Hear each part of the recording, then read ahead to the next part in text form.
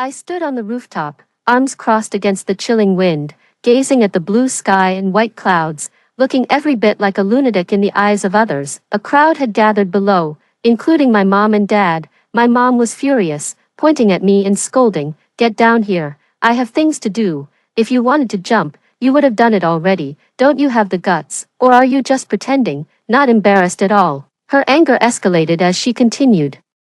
"Who tries to gain attention by threatening to jump off a building? Do you think this will help you? Have you forgotten what happened last time with the pills?" Even without looking, I could feel her disdainful gaze, as if I had completely let her down. But who said I was going to jump? I just wanted to stand a little higher, to be a bit closer to the sky. My mom thinks I'm seeking attention. Funny, because every single thing I do is because she wants to be the center of attention.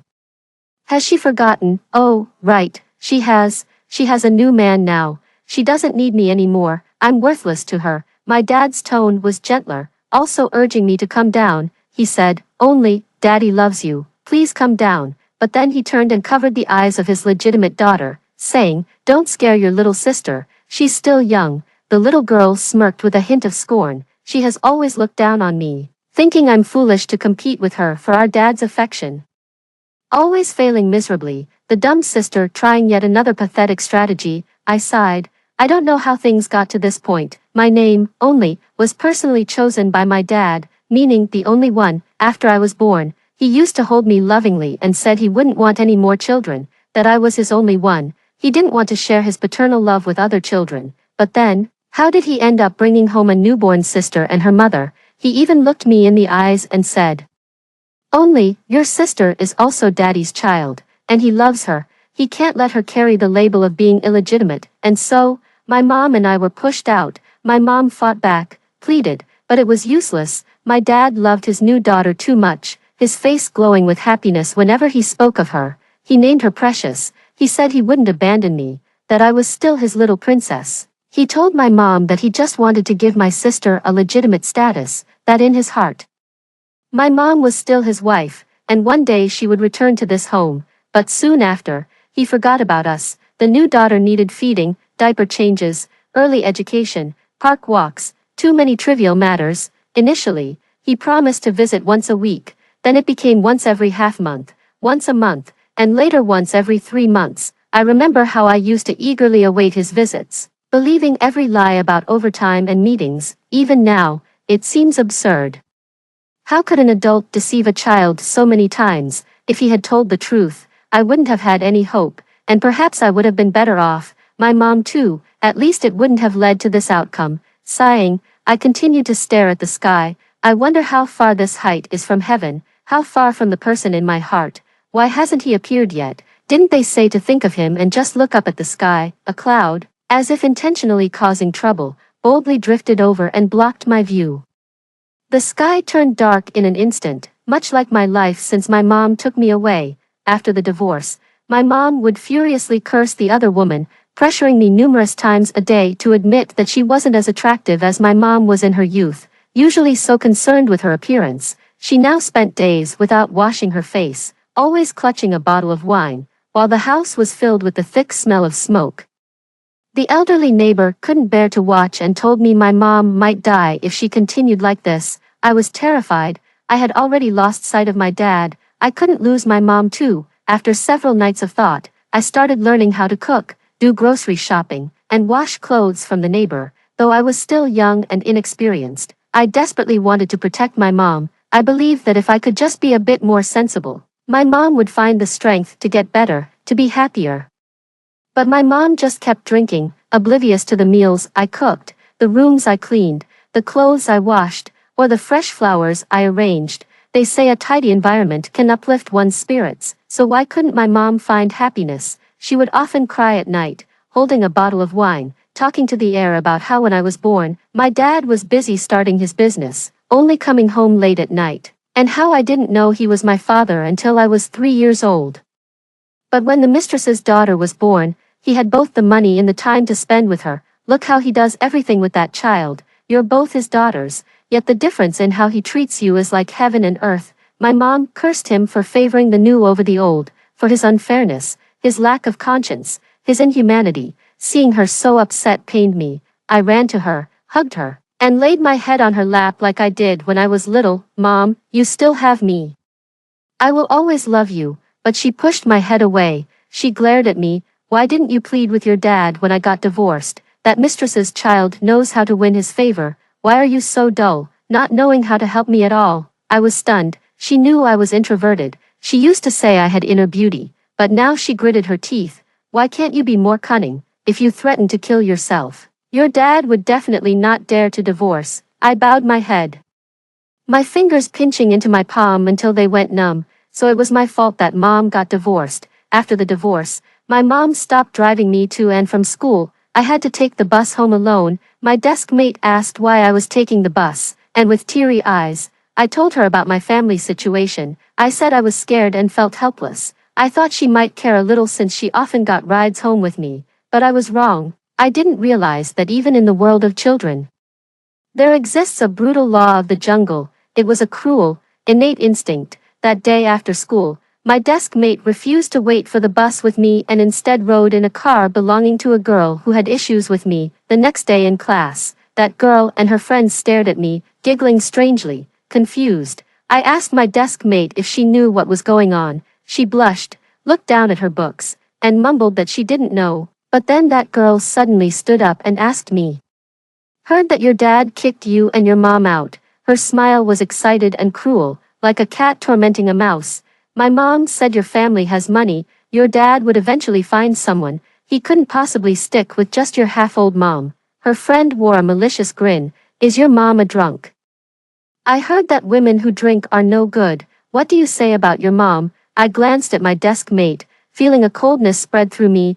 I slowly stood up. "What about my mom?" She grinned, searching for her words, yet as I approached her, I slapped her sharply across the face twice, demanding, "Tell me, what did you say about my mom?" She cursed loudly while clutching her face, and suddenly, a group of people surged forward, knocking me to the ground and calling me a mad dog. Lying there, I felt no pain. I just kept staring at my desk mate, watching her trembling hands and bowed head. She didn't dare to look at me, inappropriately. I felt bewildered. Why are people so fickle? Why do they change so drastically and so easily? When the teachers found out about the fight, both the girl and I had our parents called in. With my mom walking in, I felt a deep sense of injustice inside, but I held back my tears, afraid of making her worry, knowing she too had her struggles. However, my mom stared at me intently and, swinging her arm, slapped me across the face. The slap stunned me, the teacher, and even that girl and her parents.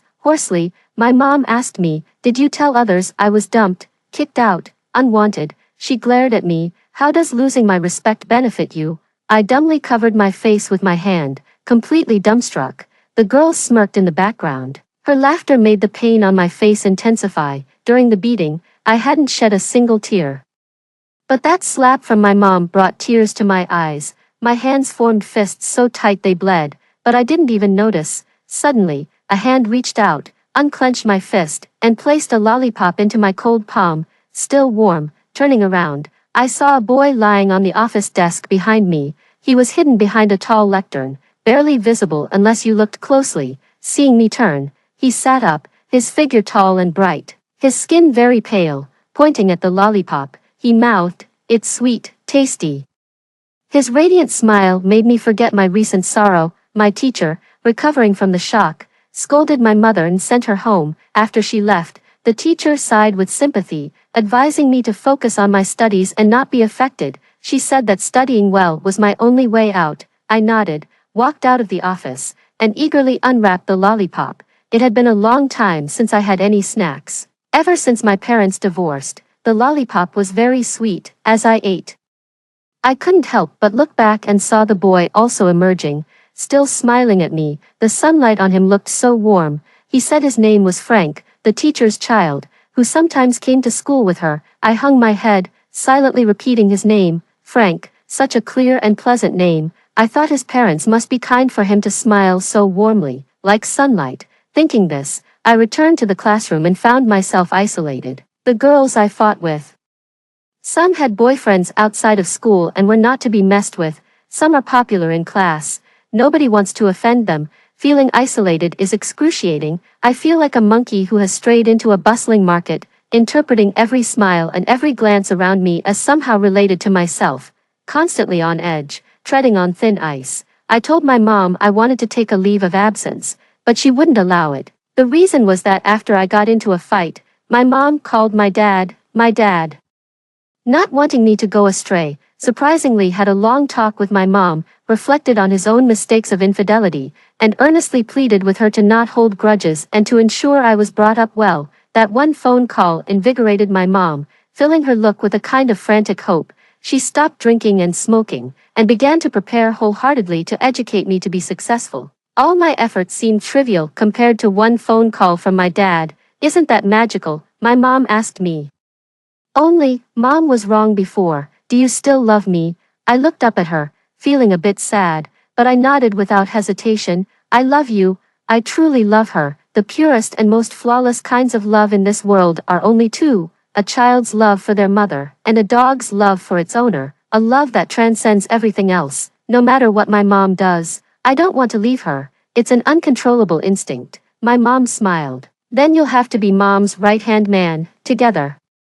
We will definitely defeat that mistress and her illegitimate daughter. She excitedly set tasks for me. From today, you must be among the top 5 in your grade. Oh, and I've enrolled you in piano, dance, vocal, art, and tennis classes. You need to excel in something. Only, Mom's hopes are all on you now.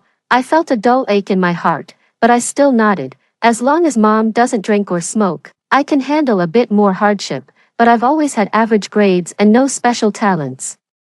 I'm just an ordinary person. Suddenly standing out is incredibly difficult. Even my mom was struggling. After a few days of hitting walls with me, she got a cane and brought it home. If I scored 1 point less, she'd hit me. If I didn't memorize a text, she'd hit me. If I couldn't solve a problem, she'd hit me. If my piano or dance wasn't good, she'd hit me. If my painting was bad, she'd hit me. If I played tennis poorly, she'd hit me. After being her daughter for over 10 years, I learned for the first time how strong my mom was. She hit me so hard I had to sleep on my stomach because my swollen back couldn't lie flat. But the more she hit me, the worse my performance became, soon plummeting far below what it had been before. My mom was indescribably disappointed. She started drinking again. My dad was showing off his younger daughter on social media, praising her for starting to call him daddy. He said Precious started saying it more than a year earlier than her sister.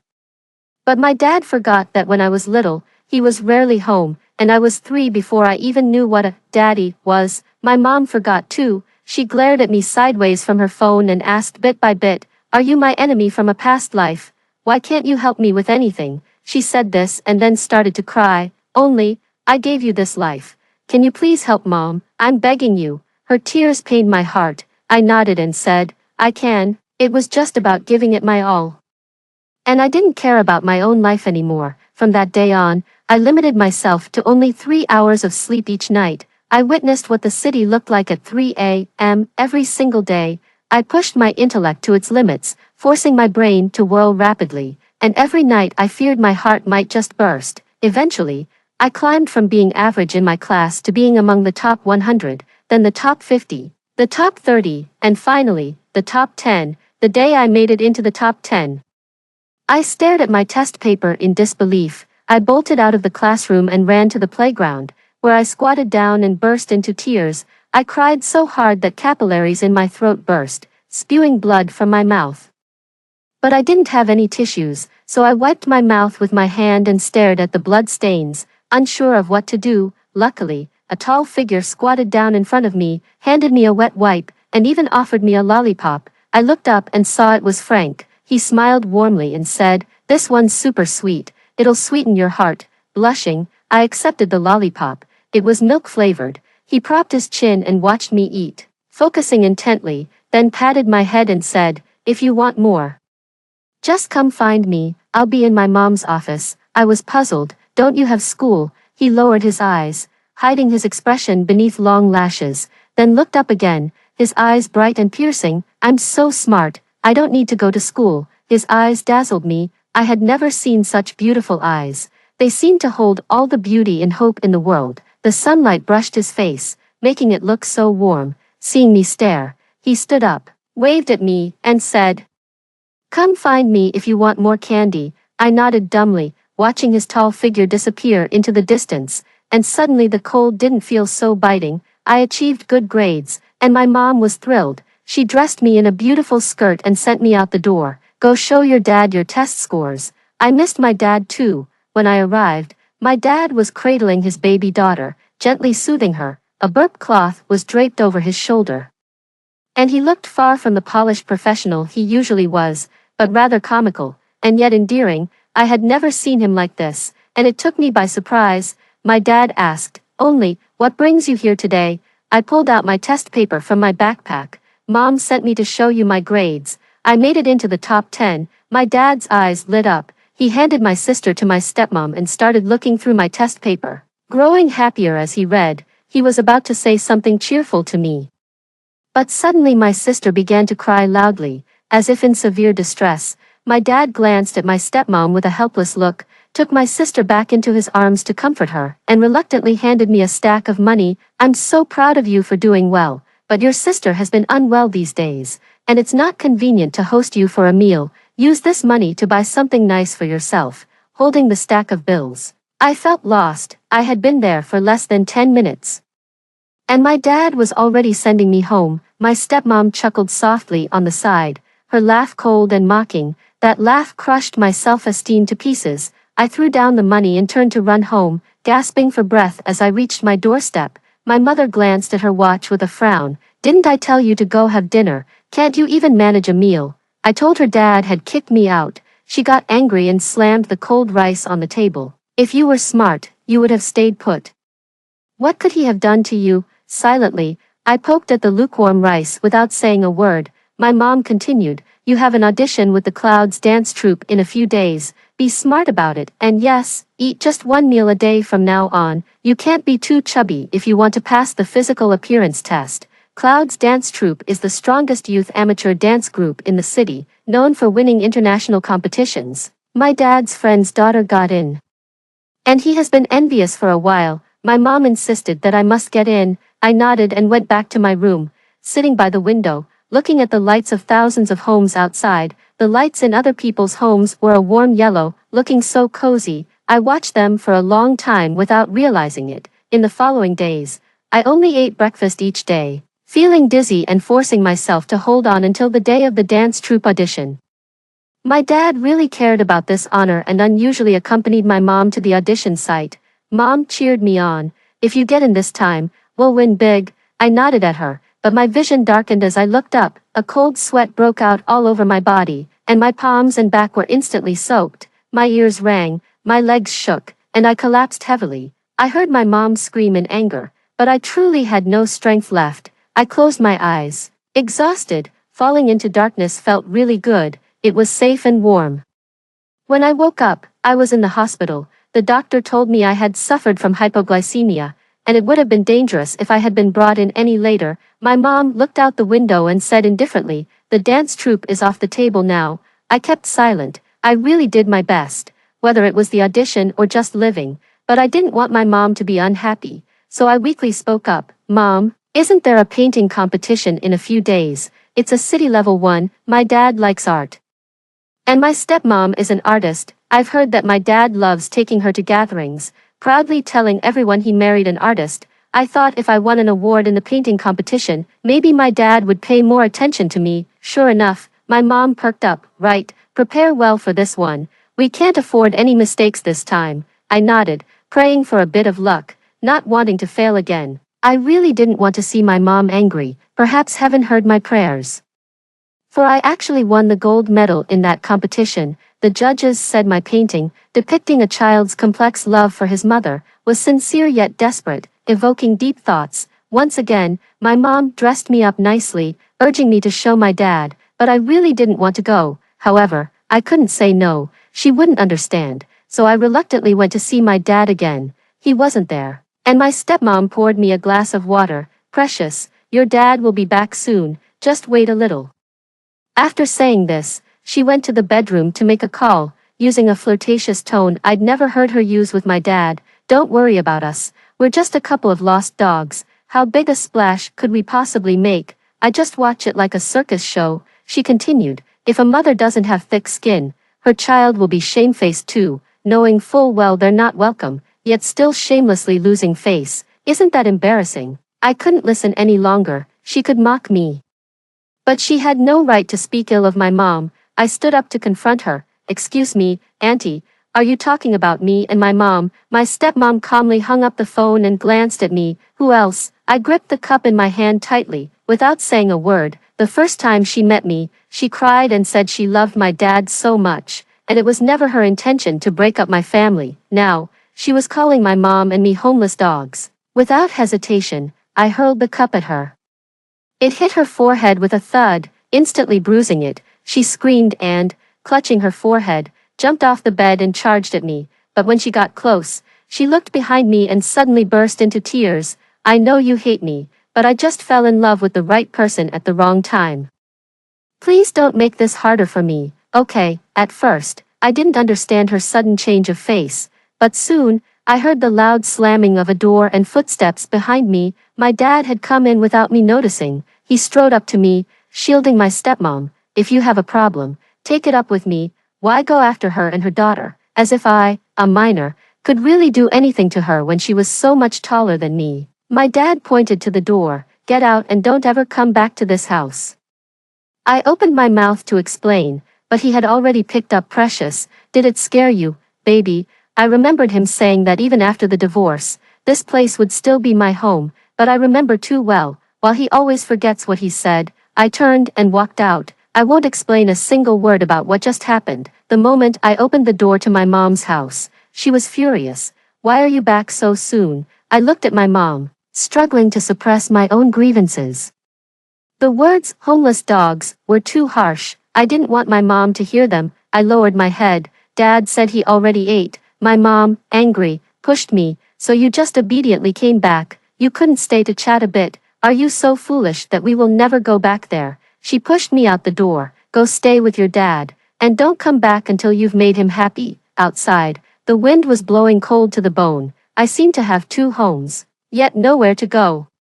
I wandered aimlessly through the streets and unconsciously ended up near my school, where I found a sheltered spot to sit. The weather has been so cold these past few years, getting colder by the day.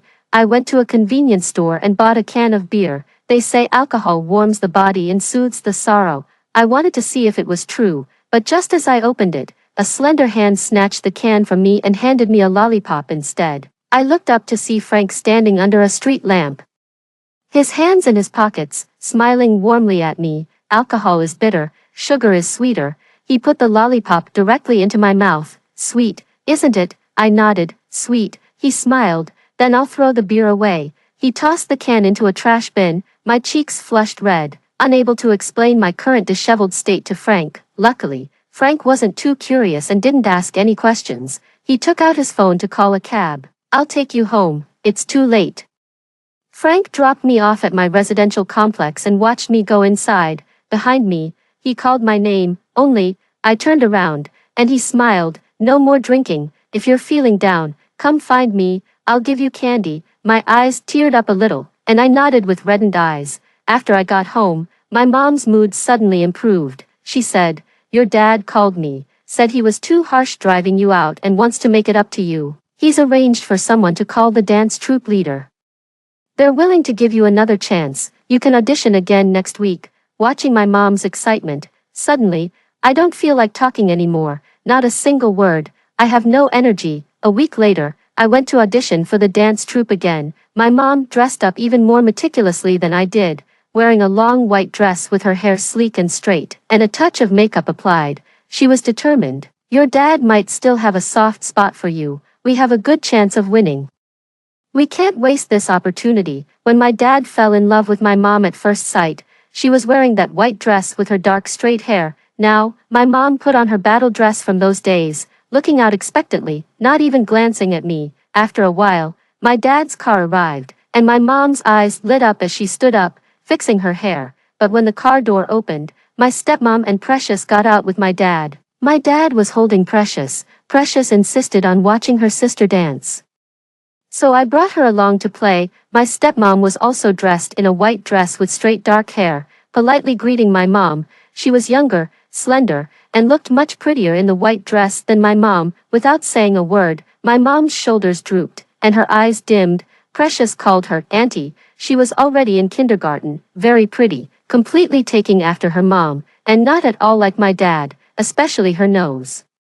My father's family had passed down slightly flat noses for generations, but Precious broke the mold with her high, beautiful bridge. She was indeed beautiful. She really didn't like me. Every time she saw me, she would roll her eyes and yell at me, woof woof. I didn't take it seriously, but my mom got angry. She called me over. That little brat just called us dogs. Go, take her out to play when they're not paying attention. Take her far away, lose her. I stiffened, unbelieving. Mom, are you asking me to commit a crime? My mom glared fiercely at Precious. Just say she got lost. Who could find out? My blood ran cold. I won't. My mom, furious, pushed me. Giving birth to you was utterly useless, less than a piece of roast pork. I hung my head and said nothing. How come it's getting colder by the day this year? That night, I returned home and was so cold that I couldn't fall asleep. I was awake until 3 a.m. Feeling nauseous, I felt as if there were worms in my veins, flowing with my blood through my whole body. I needed to cut myself open and let the blood out to stop the nausea. Possessed, I found a knife and made several cuts on my arm. The cold blade and the sting helped me sigh in relief. Feeling much more relaxed, I finally fell asleep. The next day, I covered my arms well and went to school, not letting anyone notice. But after school, Frank poked his head out of the office building and called me up, handing me a lollipop.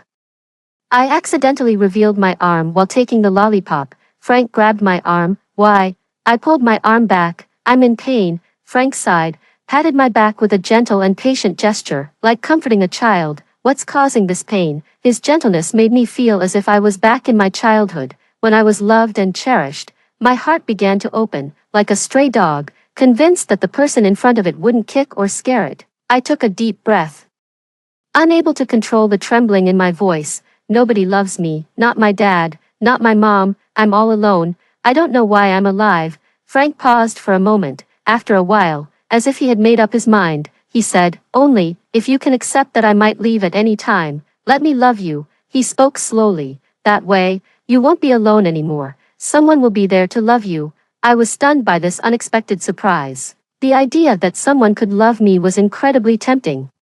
But he mentioned leaving. Hesitantly, I asked him, you say you might leave at any time, but where to? Frank chuckled softly. I'm going to study in a far-off country. Then he asked, I'd like to love you and help you get through this time. Would that be okay? I swallowed hard, mustered my courage, and agreed. Finally, someone loved me. I just hope he won't be like the others, who stopped loving after a while. When I got home, my mom gave me a guilty look and had prepared a feast, all my favorite dishes. I was touched. Though the flavors weren't quite like before, I still ate with gusto. My mom watched me the whole time I was eating, not touching her food and occasionally asking if it tasted good. I felt a little thrill in my heart. Could it be that my mom was starting to love me again? Filled with hope, I finished dinner and went to my room to do homework, but I fell asleep in the middle of it. When I woke up, I was no longer at home. Groggy, I found myself in a cold room getting my stomach pumped. Across from me was a crying stranger, a woman who refused to have her stomach pumped, repeatedly asking me, you're so young, do you also feel that life is meaningless? A great fear surged up from deep within me, but I couldn't quite understand what I was afraid of. Soon, I lost consciousness again. When I woke up next, I was lying on a hospital bed.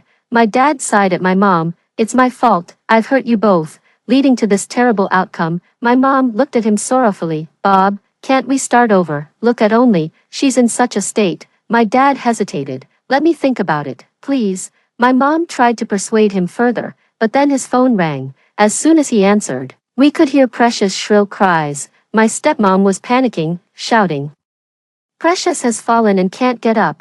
She's crying and calling for her dad. She might have hit her head. Immediately, my dad handed my mom a stack of money and rushed out. I have to go, buy something nice for only, spare no effort to help her recover. With that, he disappeared. Watching my dad's retreating figure, my mom's face gradually turned ashen. I coughed to get her attention. I needed an explanation. My mom turned back emotionlessly, her eyes dead as she said, I was the one who drugged you. She continued, it wasn't enough to kill. I didn't dare put more. Her eyes were desolate. Your dad's not coming back. Let's give up. I closed my eyes. I gave up. After being discharged, my mom stopped forcing me to please my dad and let me have some freedom for a while. I spent every day with Frank, visiting him whenever I could. Frank always insisted I bring my textbooks and problem sets, like a teacher possessed. Even making me do exercises at a stone table in the park, with the wind blowing and birds chirping. He said, only, study hard and get into a good university, then your suffering will be temporary, but if you wallow in your suffering, letting time waste away, then it becomes lifelong. Each time I finished a set of problems, he rewarded me with a lollipop, sweet and comforting. Sometimes he would look at me with a complex expression, murmuring, the heavens really like to play jokes. Why send you to me at this time? I was too busy solving problems to ponder what he meant. At that moment, flowers swayed, birds chirped, I solved problems, and Frank smiled. That was our brief period of peace, until months later, my mom brought a man home. This is Uncle James, Mom's boyfriend. Uncle James looked a bit like my dad, but his gaze was sticky and unclear. My mom liked him a lot, and he moved in with us. All was well at first, but one night, I went to get toilet paper and inadvertently opened the door. Upon opening the door, I found Uncle James eavesdropping, plastered against it. I felt so sick I almost threw up, and I couldn't sleep all night. The next day, I told my mom about it. I thought she would be angry, but she just frowned and said, he told me about it. It was a misunderstanding. He thought the bathroom was unoccupied and was about to go in. I couldn't accept it. It clearly wasn't a misunderstanding, but my mom was impatient. What would a child like you know? I opened my mouth to argue, but seeing the evasive look in my mom's eyes, I ended up saying nothing. After that, I would lock myself in my bedroom at night and avoid eating or drinking at home so I wouldn't have to use the bathroom. Sometimes, when I couldn't hold it any longer, I would relieve myself in a beverage bottle and pour it out in the morning. This caused an unpleasant smell in my room. I fell asleep amid that stench.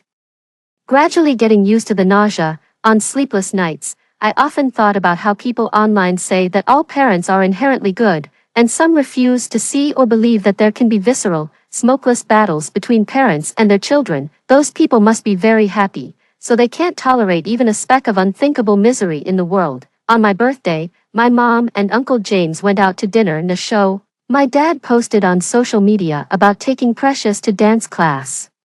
I cooked myself some noodles to celebrate. The noodles were bland and tasteless. I chewed numbly, expressionless, and was halfway through when Frank messaged me, I'm downstairs. I rushed to the balcony and saw Frank standing below with a cake and holding sparklers, looking up at me with a smile, saying, come down. I dropped my noodles and ran downstairs, happy yet puzzled. How did you know it's my birthday? As Frank lit the candles, he smiled and said, I flipped through my mom's student birthday list. He gestured to the candlelight, make a wish. His voice was gentle, and under the clear moonlight, the world seemed peaceful, with only the sizzling sound of the sparklers and their colorful mini fireworks. The sweet scent of the cake made me so happy I teared up. I wiped away the tears and made a wish, hoping earnestly that it would be heard. After making my wish, I couldn't wait to tell Frank. I just wished that we would always be together. Frank paused for a moment, then playfully smeared some cream on my nose. Now that you've said it, it might not come true. I was unhappy. Why wouldn't it come true? Frank didn't reply, just stuffed a piece of cake into my mouth. It was sweet. A few days later, I was on vacation. Frank often came to visit, taking me out to enjoy the sun, shop, watch movies at his place, and study. He truly lived up to being a teacher's child, always focused on improving my grades, as if he was racing against time. I was very happy around him, always bouncing around, but Frank was so serious, like an old cadre, watching my antics with occasional flashes of melancholy in his eyes. That melancholy made me uneasy. Frank was getting thinner, his skin extremely pale, and his voice seemed weak. I didn't know what I was afraid of, but I was scared, constantly having nightmares about him waving goodbye to me. I think people have a sixth sense, but I couldn't admit it, nor did I dare to. Losing Frank is something I couldn't bear. Seeing my unrest, Frank tried to reassure me with a smile. No matter what you're afraid of, remember to aim for the best university, become strong, and all difficulties will be resolved. I nodded vigorously. The only thing I can control now is my academic performance. I began to study frantically, as if my life depended on it. I want to get into the best medical school and become the most outstanding doctor, to protect Frank, to protect my entire world. I told Frank that I wanted to become a doctor so I could take care of him in the future. Frank paused, then looked at me and smiled, nodding. He sighed. Then let's make a promise. You become a great doctor, and then I'll have to take a trip. My heart clenched. Where are you going? Frank patted me.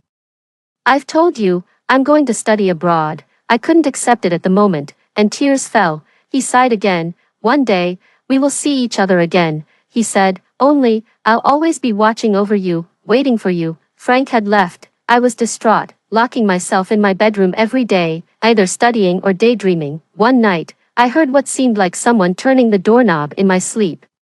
I was terrified yet immensely grateful that I had maintained my habit of locking the door before bed. That evening, Uncle James and my mom went out for dinner. Before I slept, I heard them return. My mom, so drunk she was unconscious, dragged to bed by Uncle James. Now he was frantically twisting my door handle. While twisting, he said, your mom is drunk, come out and take care of her. I said nothing and reached under my pillow. Uncle James began to bang on the door.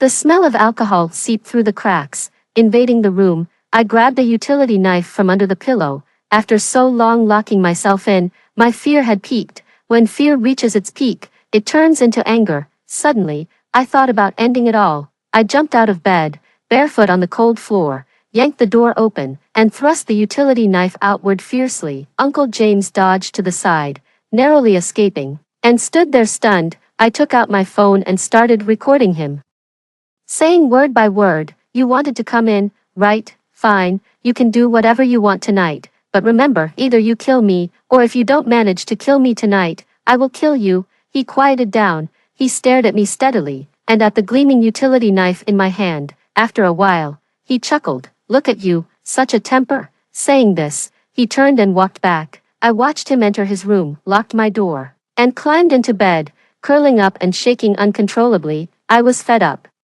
The next day, I showed the video to my mom. I asked her, this time it's not a misunderstanding, right? My mom watched the phone, her hands visibly shaking. After a while, she looked up at me.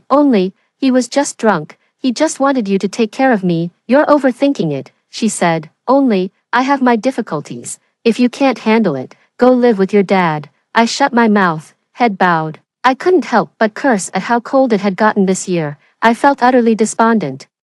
Yet I wanted to ask one last question for my former self. Mom, do you remember ever loving me? She didn't respond, deliberately avoiding my gaze. I sighed, and suddenly found myself laughing while looking out the window. It turns out that when you let go of your obsessions, your heart truly feels light and unburdened.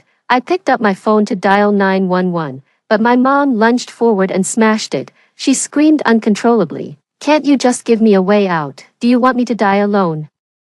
I need to be loved. Do you understand? I didn't understand. Confused, I asked, haven't I loved you enough? Do you think he or my father could love you more than I do? The person who loves you the most is right in front of you. Her hair disheveled, she yelled irrationally. It's not the same, it's not the same. You wouldn't understand. I really didn't understand. But I did understand one thing. My relationship with my mom had reached its end. I thought of Frank. I called Frank. And as soon as he answered, I burst into tears. Frank sounded worried. What's wrong? His voice carried a hint of fatigue. Noticing his tiredness, I held back my grievances and muttered, I miss you. Frank responded with a, wait for me, and hung up. After a while, he sent a video, standing in a green field with a white two-story building in the distance. His face was bathed in sunlight, and he gently soothed me. Don't cry. If you miss me, just go to bed early tonight.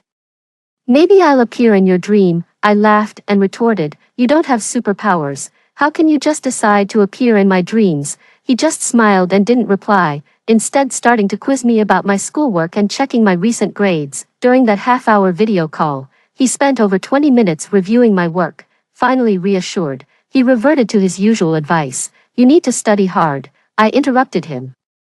Only by getting into a good university and becoming strong can I escape this helplessness and pain. Right? Frank nodded with a smile, said goodbye, and waited for me to end the call. As I was saying goodbye, he seemed to want to say something else, but refrained, just watching me tenderly. A few days later, my mom and dad started arguing. She wanted to send me to live with my dad. She said, only, it's your turn to take care of him for a few days. I've done it for so many years. My dad evaded the issue. How am I supposed to explain this to Precious if only comes? My mom accused him of being inhumane and unfit to be a father. My dad, feeling a twinge of guilt, suggested, maybe only can come teach Precious dancing and painting, claiming she came back specifically to nurture her sister. That way, I can justify it. My mom cursed him and threw her phone. I sat in the dark bedroom, knees drawn up to my chest, silently watching the city lights outside. Listening to them argue through a door, I remembered a story from my childhood about Neza, who cut off his flesh to repay his mother and carved out his bones to repay his father. I envied him. He had his master to return his flesh and bones, clear his debts, and help him rebuild his life. I had no one. After a while, my mom called me out, rubbing her temples. She said, you should go to your dad's. It's better for you. And for me. I nodded. I envied Neza. How I wish I had a divine protector like his master, allowing me to freely sacrifice and endure great pains just once. I began to pack my things. After I finished, Frank suddenly sent me a message on WeChat. I'm back. Come downstairs quickly. I was surprised and delighted, and hurriedly ran downstairs. Frank was dressed in a white t-shirt, jeans, and sneakers, tall and handsome, smiling at me. He had lost more weight, which inexplicably terrified me. You've lost more weight. Frank just smiled and didn't reply, taking me out to eat. He hardly ate himself, just watching me. His movements were slow, seemingly steady, but so slow that it made my heart race. He earnestly instructed me, to escape hardship, your only path is to get into a good university. Only, you must understand. I nodded, as if making a vow. I will get into the best medical school. I will take care of your health. My voice trembling, I said, Frank, you must wait for me, wait for me. Frank smiled and changed the subject. Only, you need to be excellent, very strong, able to protect yourself. Do you hear me? My panic reached its peak at that moment. Why didn't he answer? Why didn't he say he would wait for me? Something I had always feared, yet dared not contemplate deeply, like a monster, was slowly surfacing from the depths of my heart. I had a nightmare all night. I dreamt he said goodbye to me. A few days later, Frank sent me a package. Inside was his photo and a bank card. Also, a note, let my photo motivate you to study, never give up no matter what happens. The bank card contains all the New Year's money I've saved since I was a child, for your emergencies. Looking at these items, my legs suddenly gave way, and I collapsed to the ground, sobbing uncontrollably. The most terrifying thing in the world might be happening, or it may have already happened. I dare not think. What support do I have to live alone in this cold world? I can work if I have no money, but without love, without warmth, what should I do? After that day, Frank never contacted me again. My teacher also took a long leave. A month later, my teacher returned to school. Her hair had turned completely white, her eyelids swollen. As she approached me, I began to suffocate. She came up to me and handed me an envelope. From Frank. My body was trembling uncontrollably. Where is he, my teacher? With tearful eyes, did not speak. My heart seemed to stop for a few seconds. My chest ached. My deepest fear had come true. I trembled as I opened the envelope, and his bold handwriting leapt off the page. Only, seeing these words as if seeing your face. Do you know, you remind me so much of a little puppy I had as a child. The first time I saw you in my mom's office, I thought you looked like an abandoned, helpless little puppy that one can't help but want to protect and comfort. Later, when you were crying on the sports field, when you were sneaking drinks, you seemed like a little puppy that had been kicked several times, with nowhere to hide. Later on, when you bounced happily in front of me, you were like a little puppy that had been picked up and brought home again, starting to trust people anew. Seeing you made me happy and reminded me of the times in childhood when I was free from worries. Back then, I didn't even realize I could walk. And the world was still bathed in brilliant sunlight. Being able to bask in the sunlight one last time before leaving, that fortune was a gift from you. Only, you are my sunshine. I'm so fortunate to have known you in my final days. Only, you must be strong and excellent. Use yourself as a sword, clear the obstacles, and carve out a path for yourself. I believe you can do it. Don't be afraid, and don't feel alone. I will watch over you from heaven, waiting for you. You must live well and lead a brilliant life. When you become an old lady, I will welcome you in heaven. Frank, It took me half an hour to read those few lines. I felt chest tightness and shortness of breath, unable to cry. It wasn't until school was over that I finally burst into tears. How could you bear to leave? How could you bear to leave me alone in this world? And how could you bring light and warmth to me, only to send me back to the cold abyss? My chest hurt so much that I fainted. When I woke up, my teacher was in the infirmary, crying as she told me, Frank had a heart condition since he was young, and it's a miracle he lasted this long. Before he left, he made me promise to keep an eye on your studies and to make sure you keep going. He really worried about you. 2 tears fell from my eyes. Frank, I can't bear it anymore. I walked home like a zombie, and my dad called me. Only, come here, be smart, and teach Precious well. If Precious improves, your aunt will be happy and our family will get along. I hung up the phone. Who wants to live with them? Disgusting. My mom indifferently said, you better not hang up on him. You might have to rely on him for a living in the future. I'm marrying your Uncle James, and I won't be able to look after you. Tomorrow I'll take you to your dad's. Just be smart about it. I remained silent.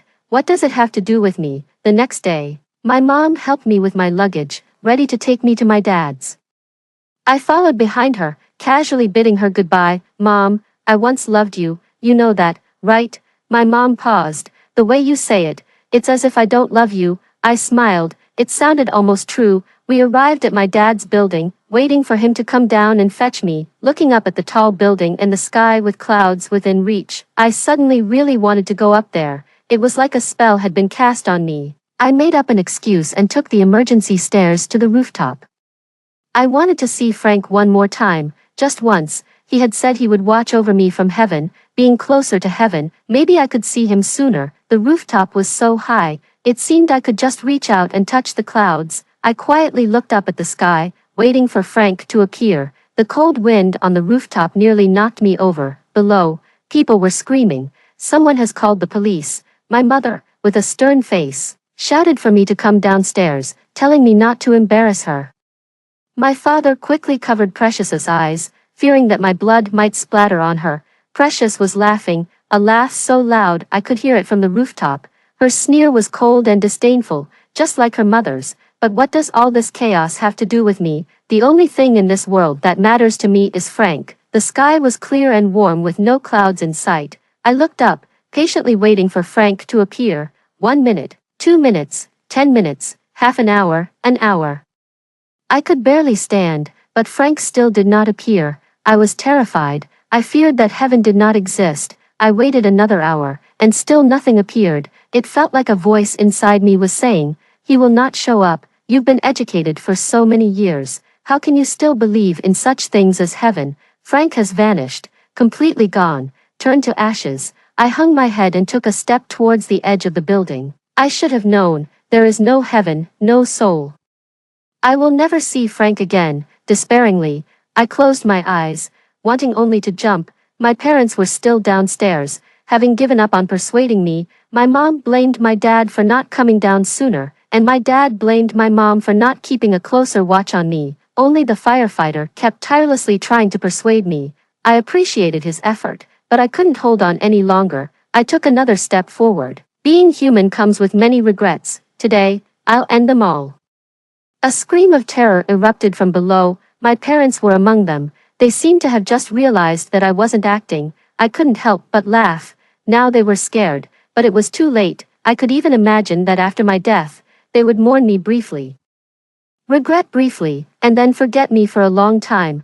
They would start to love me after I was gone. When I'm forgotten completely after the 7th day of my death, I sighed, turned back to the firefighter, waved my hand, and said thank you. Then I turned and lifted my foot, but just at that moment, a brilliant golden light broke through the clouds, shining on my face. A gentle voice, along with the sunlight, whispered in my ear as if the speaker was right in front of me. Only, you promised to live on, to be excellent and strong. I immediately put my foot back down. I looked incredulously towards the sky, then at the firefighter. Did you hear that? He shook his head blankly. Hear what? I tilted my head, listening carefully. The familiar voice slowly said, step down. Only, your destiny is neither here nor now. Don't hurry. I will always wait to welcome you. I closed my eyes, tears streaming down my face. I nodded. I understand.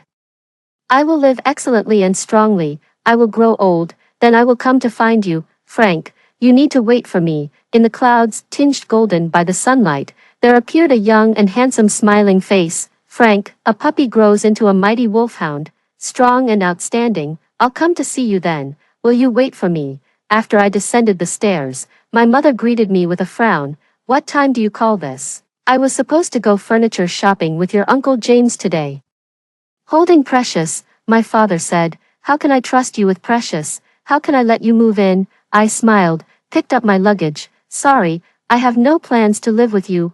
I walked out briskly. Living with either of you would disgust me. Using the money Frank left me, I rented a room near the school and studied relentlessly, burning the candle at both ends. This was my promise, and my purpose in this world, as promised. I got into the best medical school, upon hearing the news. My father wanted to throw a celebration for my admission. I blocked him immediately. In this life alone, I fear not solitude. I have had Frank. No form of loneliness can scare me. When I miss him, I look up at the sky, or close my eyes and dream. I no longer need the love of a father or a mother. I have tasted the warmest love, enough to light up the rest of my life. After graduating from medical school, I joined a hospital and eventually became a top pediatric cardiologist nationwide. My father came to me, weeping bitterly, revealing that Precious wasn't his child. DNA tests had confirmed it. Looking at my nose, he lamented, why didn't I think more about it? The inherited nose from the Bob family. How could it suddenly change to a tall bridge? I pointed to the door. I have many patients. Please don't delay their treatment. Crying, my father said I was his only child and wanted to mend our relationship. But where in this world can one find a pill for regret? My mother, too, one day came to the hospital, her hair half white, crying with regret. Uncle James was imprisoned for assault, and she was left bankrupt and dishonored. She said, only, you were always the one who loved Mom the most. Can we go back to how things were? You used to care so much about me. I sidestepped. I have a surgery early today. Please make way. Don't soil my ears with these words. My ears are reserved for hearing Frank speak. For the children I saved calling me Angel Aunt. As time slowly passed, I spent my life in medicine, passing away at the age of 85, unmarried and childless, surrounded by the children I had saved. Closing my eyes for the last time, they no longer called me Angel Aunt, but Angel Grandma. Their eyes sparkled with vibrant life. My parents were long gone. I took care of their last rites, but that was all. The bond between parents and children is also a matter of fate. We were not fated in this life. Let's not meet in the next. My soul exhaled its last breath in this world, returning to its original form, drifting out the window, through the clouds, up into the blue sky, arriving at a warm grassland. Standing before a white door, a tall figure stood at the door, smiling warmly. Only, we meet again. I looked at him, tears streaming down, yet smiling broadly, showing all my teeth. I kept my word, didn't I? I became strong and outstanding. Have you truly seen all the life we've lived? I asked. He gently took my hand and replied, yes, I've seen it all, every single day. I smiled happily, suddenly remembering a birthday wish I made long ago. Back then, Frank said wishes wouldn't come true if spoken aloud. I wrinkled my nose in disagreement. Who said that? Well, it came true, didn't it? Only and Frank, together forever. Nothing can separate us now. After hearing the story above, what are your thoughts? Feel free to share your opinions in the comments section. Looking forward to hearing from you. If you liked this story, don't forget to like it, share it, and subscribe to my channel. See you next time.